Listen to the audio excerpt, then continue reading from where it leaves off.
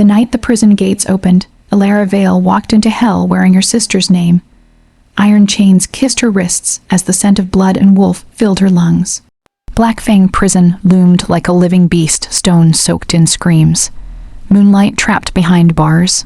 Every step she took echoed with one truth she refused to say aloud. Asterisk, this was never meant for her. She had not come to be punished. She had come to be forgotten around her. Wolves watched with glowing eyes, some hungry, some amused, some already mourning her death. Humans did not survive Black Fang. Weak ones vanished within days. But the moment Alara crossed the threshold, the air shifted. High above the corridor, on a throne carved from bone and shadow, asterisk, the Alpha King lifted his head, asterisk. Cale Blackmore had sentenced thousands to this prison. He had never felt his pulse stutter until now. A scent cut through the darkness, ancient, forbidden, female. His silver eyes locked onto the girl in chains. Alara felt it too. A pull so violent it stole her breath. She looked up, straight into the gaze of the most dangerous werewolf alive. The prison went silent. In that single heartbeat, fate rewrote itself. Because Alara had not entered Black Fang as a sacrifice. She had entered it as the one soul the Alpha King was never meant to find. And the moon had been waiting for her all along. Wolf, the sister who entered hell, the iron gates of Black Fang Prison, groaned open like a beast waking from sleep. Chains clinked. Wolves growled behind stone walls soaked in blood and moonlight. This was not a prison for humans. This was where rogue werewolves, traitors, and broken souls were buried alive. And tonight, Alara Vale stepped inside it by choice. Her hands trembled, hidden beneath a threadbare cloak, not from fear alone, but from what she had just done. She had taken her sister's place, Lyra Vale, golden, haired, cherished, destined for a noble mating, had been falsely accused of aiding rogue wolves. The punishment was immediate, life sentence in Black Fang Prison, no trial, no mercy. Alara remembered Lyra's scream when the guards came. Remembered how their parents had gone silent. Remembered how everyone looked at Alara as if she were already invisible. So she stepped forward. "I'll go," Alara had said, her voice steady despite her shaking soul. "Take me instead." Laughter followed. Then surprise, then cruel acceptance. Now the gates slammed shut behind her. The scent hit her first, blood, iron, dominance. Wolves stared from their cells, eyes glowing amber, red, silver. Some smirked, some snarled, some went silent. Alara lowered her gaze. She was human. Born, or so she'd always been told, weak, disposable, new meat. A guard muttered, shoving her forward. They didn't notice the way the air shifted. They didn't notice how the torches flickered. They didn't notice how every wolf in the prison suddenly froze. Because high above the stone corridor, on a throne carved from obsidian and bone, the Alpha King looked up. Cale Blackmore had ruled Black Fang for centuries. Alpha of Alphas. Executioner, monster, they whispered. His presence alone bent wolves to their knees. He hadn't planned to attend intake, but then a scent sliced through the prison air. Not fear, not weakness. Something ancient, something forbidden. His silver eyes locked onto the girl in chains. Time slowed. The prison went silent. Alara felt it then. A weight on her chest, a pull so violent she nearly staggered. She lifted her head and met his eyes. Silver met stormy gray. The Alpha King rose slowly from his throne. A low, dangerous growl rolled through Black Fang Prison. "That one," Cale said, voice cold and lethal. "Bring her to me." The guards went pale. Alira's heart slammed against her ribs. Because in that moment, she understood one terrifying truth: she had escaped death, only to step directly into the gaze of the most dangerous wolf alive. And the Alpha King was not looking at her like a prisoner. He was looking at her like fate had just walked into his cage. The Alpha King's claim begins. Black Fang Prison had one rule that mattered more than all the others. No one touched what belonged to the Alpha King.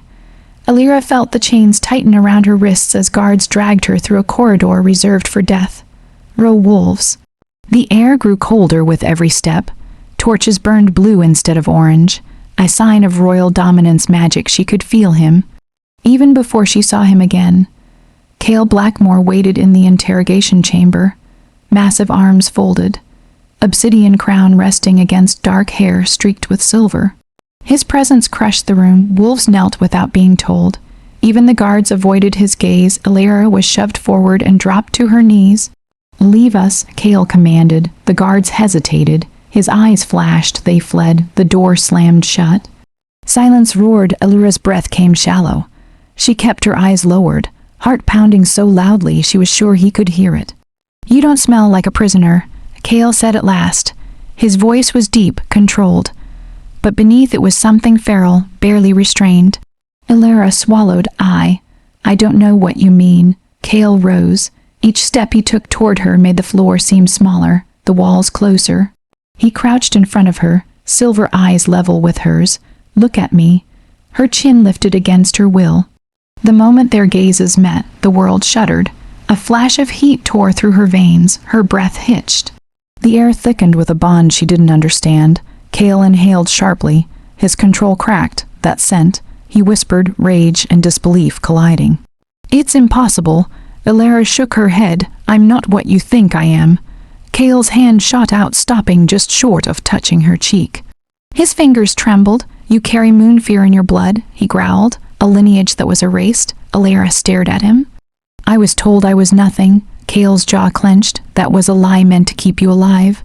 The chamber trembled as his power surged. Somewhere in the prison, wolves howled in pain as dominance waves crushed them to the floor.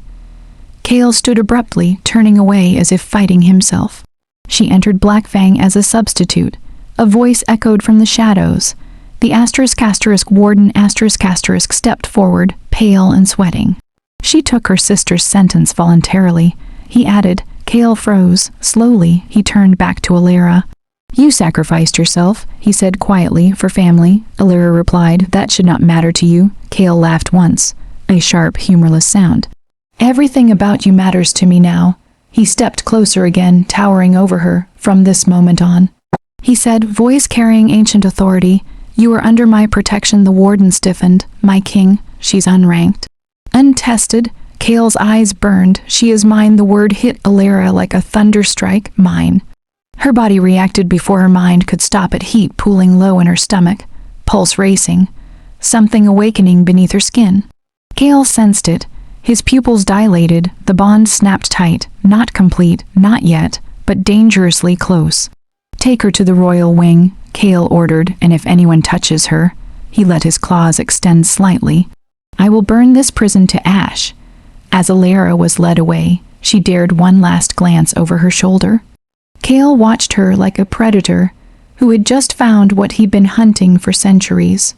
And deep inside Blackfang prison, the moon itself shifted the royal wing, and the mark of the moon, the royal wing of Blackfang prison, was nothing like the rest of the fortress.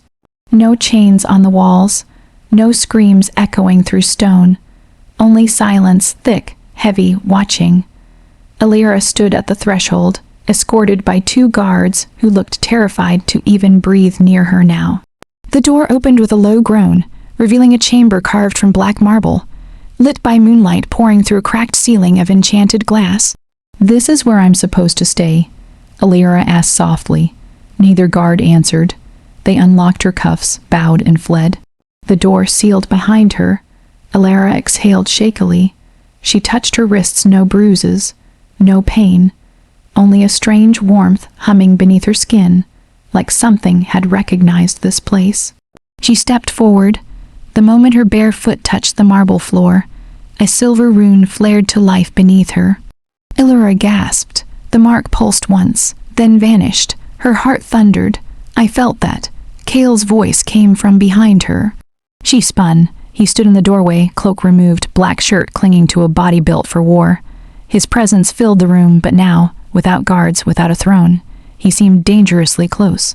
"What was that?" Illyra demanded. "The floor reacted to me." Cale's gaze dropped to where the rune had been. "The royal wing answers only to the alpha bloodline," he said, "or to those bound to it by fate." Illyra's breath caught. "You're saying I don't belong here?" Cale stepped closer. "I'm saying you shouldn't exist." The words were not cruel. They were haunted. He reached out slowly, giving her time to pull away. She didn't. His fingers brushed her wrist. Lightning, Alara cried out as heat surged up her arm, spreading through her chest, her throat, her veins. A glowing crescent-shaped mark bloomed just below her collarbone. Cale swore. He yanked his hand back as if burned. "The mark of the moon," he whispered. "It's appearing already." Alara stared at the glowing symbol on her skin. "Already for what?" Cale's jaw tightened for claiming. Her heart slammed, claiming who? Cale met her eyes. "You," silence crashed between them. "You can't," Alara said. "I'm not a wolf. I don't even know what I am." Cale turned away, fists clenched. "Neither did your mother, until the night she died protecting you." Alara froze. "You knew my mother?" Cale's voice dropped, rough with memory.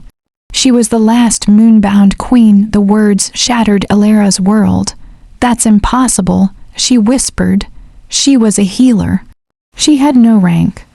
"She had the highest rank of all," Cale said, "and she chose to disappear rather than let the packs use you." He faced her again. "I was sworn to protect her bloodline." He continued. "I failed." Alara's vision blurred. "Then why now?"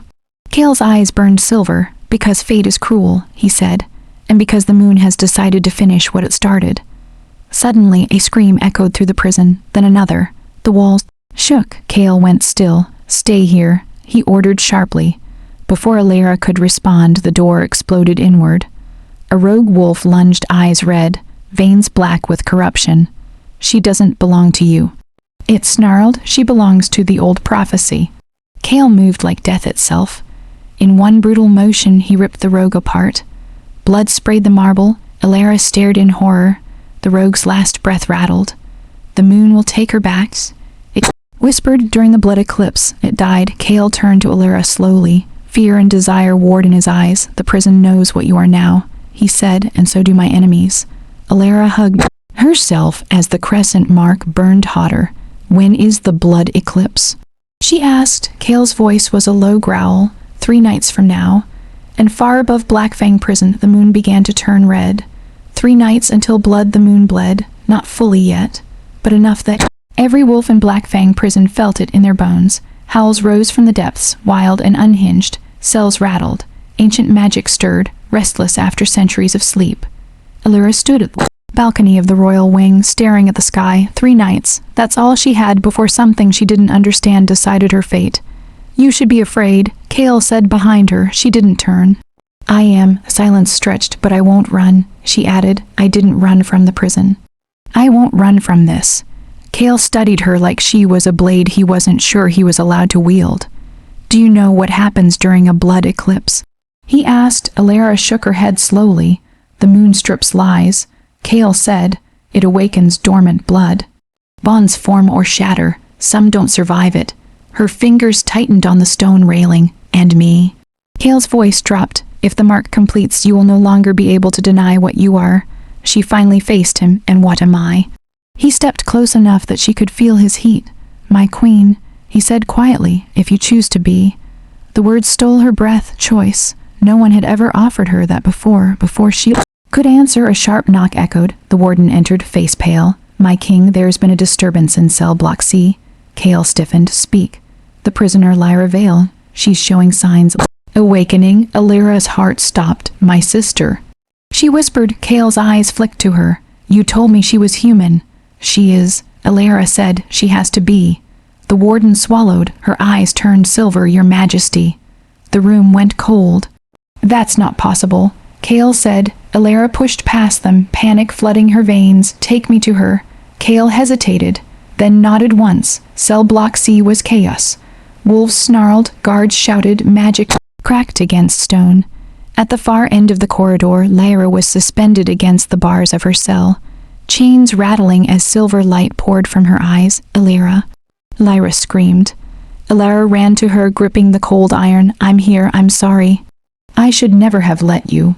Lyra's gaze locked onto Cale, and she smiled. "You finally found her," Lyra said softly. Alara froze. "What do you mean?" Lyra's voice shifted, older, deeper. "Not her sisters at all. The moonbound blood was split to survive, she continued, one to carry the crown. One to carry the key. Kale's fists clenched. You were hiding in plain sight. Lyra laughed, chains glowing. I was the decoy, she said. Alara was the prize. Alara stumbled back. Lyra, stop. Lyra's eyes softened. For just a moment. I didn't want this, she whispered. But during the blood eclipse, one of us will be taken. Taken where? Alara begged. Lyra looked at Kale, by the moon itself. The lights exploded. The prison shook. Kale grabbed Alara, pulling her against his chest as magic tore through the corridor. His arms locked around her protectively. No one takes her, he growled, not the moon, not fate. Alara buried her face against him, heart racing. And for the first time she let herself lean into the Alpha King's strength. Above them, the moon darkened further. 2 nights remained.